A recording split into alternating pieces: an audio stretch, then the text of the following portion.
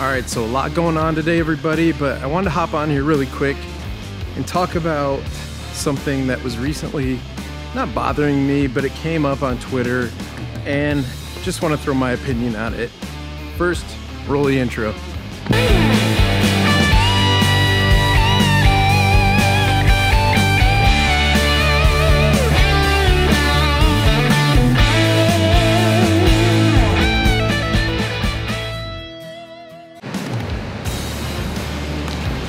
Alright, so what I want to talk about today is about how everything is subjective.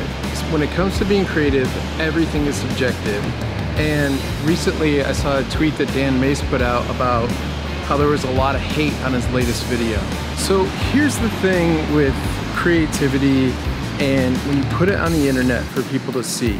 Anytime you put something out there that people can look at, critique, sorry, I'm climbing up here. Anytime you put something on the internet for free, it's subjective. Now, growing up, I never quite understood like Siskel and Ebert and the movie critics and stuff like that, because there's always so many movies that I really loved that they really hated. I think it's a good time to bring this up though, because I think a lot of creators really love that movie, and a lot of consumers might just not have understood the movie.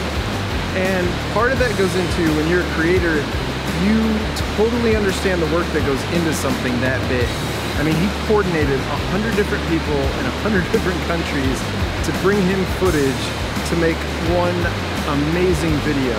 Now, I felt it was amazing because I like the message, and I think the message, it resonated with me, but it didn't necessarily resonate with everyone, and I think that's where the confusion came in. But again, Dan was not being paid to get a message across. That was his own message trying to get out. Now, if you're doing work for a customer, a client, yes, the message needs to be clear and it needs to be critiqued because you're being paid to project their message.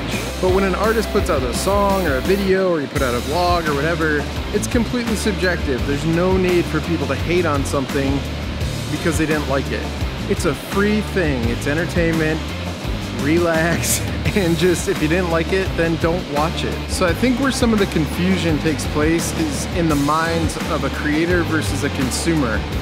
In the mind of a creator, what happens is ideas build up and they build up and they build up. So take this river, for example. You think about something and it kind of just flows for a little bit, and then as you think about it more, it gets more and more momentum, and then all of a sudden you start doubting yourself, or you read people critiquing you or whatever the case might be, and you start blocking those thoughts. They keep going, but they just start swelling up and swelling up, and the river just starts rising and rising and rising until the river can't be held anymore and it floods over the dam.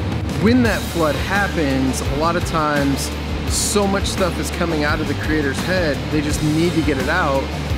Sometimes all the messages, even though they make sense here, they don't necessarily make sense to everyone when it comes out. Some people get it, some people don't. But at the end of the day, I just want to say everything is subjective. There's no need for everybody to hate on a video just because they didn't like it. So a lot of people are trying to disguise the hate as constructive criticism, and I think that's kind of a bogus way of doing it. See, if you were a paid critic or Dan was asking for a critique, that'd be one thing. But to just go in the comments and be a self-proclaimed, hey, I know what I'm talking about, and tearing down a film that somebody put their heart and soul into, the accolades and the praise and all that stuff will speak for itself. It'll either get a lot of views or it won't get a lot of views, but there's no need to put hate in comments. Just let the work speak for itself. All right, so I know that was a quick vlog, a lot going on today, a lot happening over the weekend tomorrow, and I don't know, I felt the need to come on and say that. Anyway, I'm gonna get some B-roll of this river right now and up on the bridge and everything, because it's a gorgeous night. Just look at this river. It's flooding actually. Currently it's getting to a flood stage. So normally this area right in here, you can actually like walk in here. It's crazy how high the river is right now. But here it comes. Here it comes. Here's the B-roll. Here it comes.